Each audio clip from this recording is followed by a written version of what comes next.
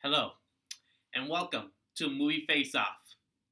Your mission, should you choose to accept it, is to come with me on this journey to discover which of these two Mission Impossible films is the better film, which will also conclude which Mission Impossible film is the best of the entire series so far. Even though Mission Impossible 3 is the best of the first three films, it cannot compete with the level that Ghost Protocol and Rogue Nation is on.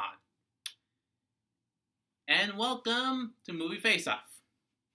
So, like I said, Ghost Protocol and Rogue Nation are on a completely higher level compared to Mission Impossible 3, which is the film that I conclude to be the best of the first three films. So, whichever movie wins today is the best Mission Impossible film of the entire franchise. At least until Mission Impossible 6 comes out. We'll revisit this when Mission Impossible 6 comes out. But we have 5 rounds. Let's begin. Round 1, story. So the story of Ghost Protocol is that Ethan Hunt has been tasked with finding out the identity of a man named Cobalt by breaking into the Kremlin and finding information. However, the Kremlin is then blown up, and the IMF, the Impossible Missions Force, has become disavowed because it is believed that they are behind the bombing of the Kremlin. So now, Ethan Hunt, along with Benji, who is now a field agent, a new person a woman named Agent Carter, and the chief analyst, Brandt, played by Jeremy Renner, now have to find Cobalt and stop whatever plan he has going on. Rogue Nation is where the CIA director Hunley, played by Alec Baldwin, has convinced the U.S. government to basically get rid of the IMF and have any usable part of the IMF be absolved into the CIA, which means Ethan Hunt, who for the last year has been trying to track down an evil organization known as the Syndicate, is now on his own to try to figure out who the Syndicate is and to take him down while also being on the run from the CIA. And of course, by alone, I mean along with Benji, Brandt, Luther, and a MI6 agent named Ilsa Faust. Yeah, I got that right. Now, I'm going to live with you. The story of Rogue Nation is much more interesting and far more intriguing than the story of Ghost Protocol, even though it is a very good story. However, there is one thing about the story of Rogue Nation that cannot be avoided. One of the main reasons why the CIA director Hunley wants to get rid of the IMF is due to the bombing of the Kremlin from Ghost Protocol. And obviously a huge part of Rogue Nation could not have happened without Ghost Protocol's existence. So I'm giving this round to Ghost Protocol. Round 2, cast. So you've got Ethan Hunt in both films, both equally good. You've got Benji. Now Benji was introduced in the third movie, and I thought he was alright. In the fourth movie, I grown to like him a little bit more. The fifth movie is where I like him the best. Now, the Ghost Protocol has the female agent, Carter, who is a pretty big part of Ghost Protocol, but is not seen again in Rogue Nation, which is a bit of a disappointment for me. However, Ilsa Faust of Rogue Nation is a really good female MI6 agent, which I think is actually better than Agent Carter. And of course, Brandt, played by Jeremy Renner, is good in both of those films. I like the addition of Alec Baldwin as CIA Director Hunley in Rogue Nation. However, the real reason I'm giving this round to Rogue Nation is Luther. For some reason, Luther only got a cameo at the end of Ghost Protocol, only a few lines. In Rogue Nation, he actually has a role in the film. Come on, why do why do you basically reduce him to a cameo in Ghost Protocol movie? This round goes to Rogue Nation. Round 3, action. Now, for the purpose of this movie face-off, I have made action and stunt work two completely different rounds. So let's focus on the action, where Ethan Hunt and other people of the movies have to actually fight against other agents. In Ghost Protocol, this is fun to watch, but it is really more, how do I put it? Kind of like, I mean, it's good. I'm finding it hard to describe this. I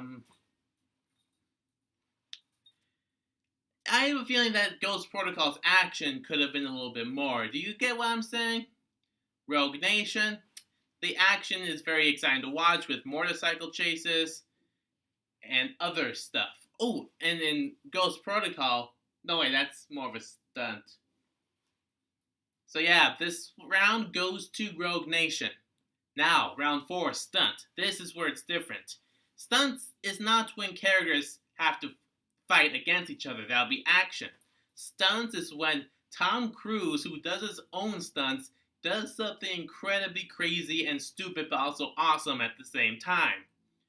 In Rogue Nation, there's a couple small stunt stuff. He's hanging on the outside of an airplane while it's flying. That's crazy. And he also has to jump into what I can only describe as a water tunnel into a secret technological room that's underwater, and he has to hold his breath while also doing it, which is also pretty impressive. But in Ghost Protocol, he has to climb he has to climb on the outside of what I can only assume is like the tallest building in existence. And that's his own stunt work. I could not sit still while watching that Ghost Protocol. I had to stand up and try to calm down because he was freaking me out. So this round goes to Ghost Protocol. 2-2 tie. 5th and final round. This is atmosphere of the film. So the first 3 Mission Impossible films pretty much established that Ethan Hunt is a badass spy, constantly doing missions and other work that would pretty much be impossible by most other people. Pun not intended. Ghost Protocol, this is exemplified in a few different ways, such as the giant-ass building and stopping a nuclear bomb going off with only a few seconds to spare. And he's been disavowed from his own government. He has to basically do this with just a few other people with him. And everything that happens in Ghost Protocol does not go according to plan. Almost a complete failure, yet he still succeeds. That is awesome. Now in Rogue Nation, he's once again on the run, but the IMF is gone. Absorbed into the CIA. Not just disavowed, but basically everyone is now after him. And he's going up against an entire organization, with the head of the organization basically being Ethan Hunt's match in every way. Or I guess almost every way, since Ethan Hunt wins. So I guess the one thing that this all has to come down to is the villain, which probably is something that I should have covered in the cast round, but for these kinds of movies, the villain could mean everything for atmosphere of the film. With Ghost Protocol, the villain was a Swedish some sort of guy who wants to bring about world peace by starting a nuclear war. It's crazy, it makes no sense, and that kind of hurts the film a little bit. Rogue Nation, it's another former MI6 agent, Solomon Lang, who has taken the syndication, a project that was supposed to be controlled by the MI6, hijacked it, and basically actually became Rogue, and is now trying to get the money that was supposed to be for the syndicate and use it to basically bring chaos and havoc to the world. And I kind of like that.